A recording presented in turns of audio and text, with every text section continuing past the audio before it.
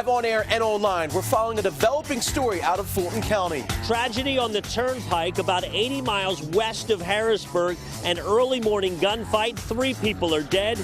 We'll have the story coming up. Havana history, an American president touching down on Cuban soil. We have a live report on Obama's footprint. No time to waste. Hashtag Weekend 27. I'm Dave Marcheski. Let's go. ABC 27 News at 6 starts now. Fort Wilson.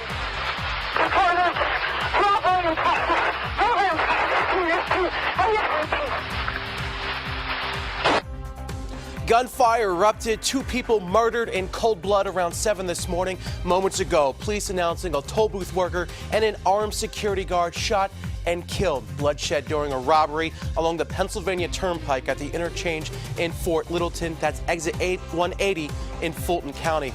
And shocking many tonight, the man who pulled the trigger was a retired state police trooper, Clarence Briggs. The 55-year-old was shot and killed by current state police after trying to get away. Our Dennis Owen starts off tonight's team coverage with this stunning revelation. Dennis.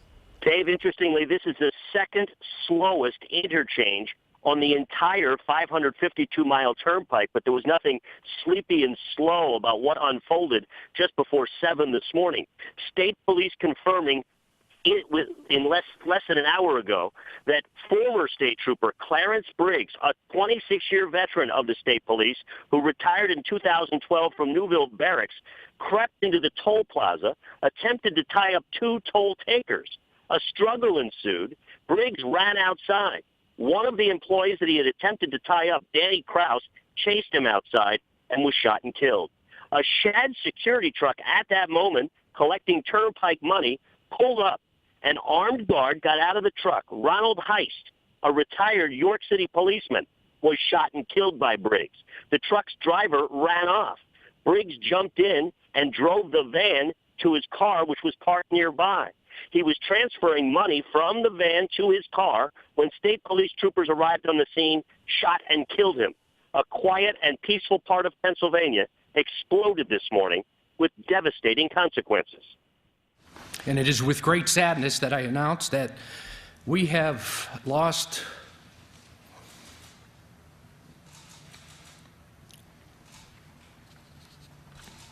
one member of our Turnpike family and one member of our extended Turnpike family during a hold-up attempt this morning. A bizarre scene unfolding about 80 miles west of Harrisburg on the Turnpike. Again, there are 2 ties in this bizarre saga to the mid-state. The armed guard that was killed, Ronald Heist, a retired York City policeman. He was working for Shad Security. He was 71 years old. And, of course, the most bizarre twist, a retired trooper, Clarence Briggs. He's from Newville, retired from Newville. He was on Troop T, which is the Turnpike contingent of state police, Troop T. So state police wouldn't confirm it today. I did ask at the press conference, wouldn't confirm anything but to say the investigation was ongoing. But you have to figure a guy who spent so much time protecting the Turnpike certainly learned where he suspected their vulnerabilities were when it came to transferring money and tried to exploit them this morning.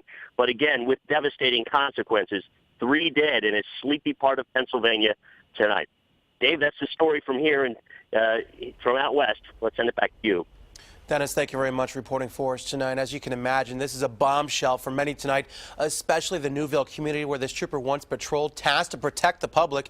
Our Samantha Galvez continues our team coverage and is live in Newville with more. Sam.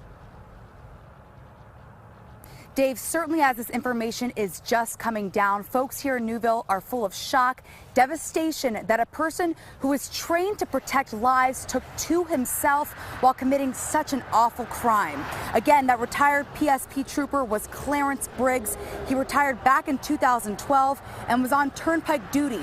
Briggs was 55 years old. Residents in Newville are still trying to comprehend what happened.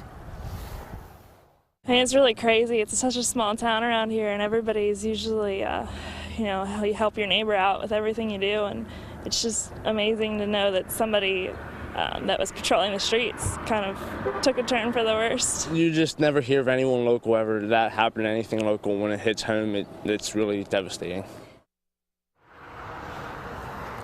We're told that Briggs spent 26 years on the state police force. We're learning more about him tonight. As soon as we get more information, we will pass it along to you. Working for you live in Cumberland County, Samantha Galvez, ABC 27 News. Sam, thank you. Obviously a tragedy, heavy hearts tonight. You can continue to follow us online and on air for more on this developing story. Well, a dead body was found in the Susquehanna River this afternoon. The coroner called around 2 to the east end of City Island. That's near the garage. One investigator tells me a fisherman spotted the body. Police say it's too early to tell if the death involved foul play. Of course, we'll know more after the autopsy. Well, the calendar says it's the first day of spring. Mother Nature says winter will take a final gasp before letting go of this chilly season. Ryan's in the Storm Track Center with the very latest. Hey, Ryan. Yeah, Dave, we can only hope this is the end. And this was a close call for us here this evening and into tomorrow. A spring snowstorm for parts of the Northeast. We're not really dealing with much around here. None of this is reaching the ground, but look what is developing to our east.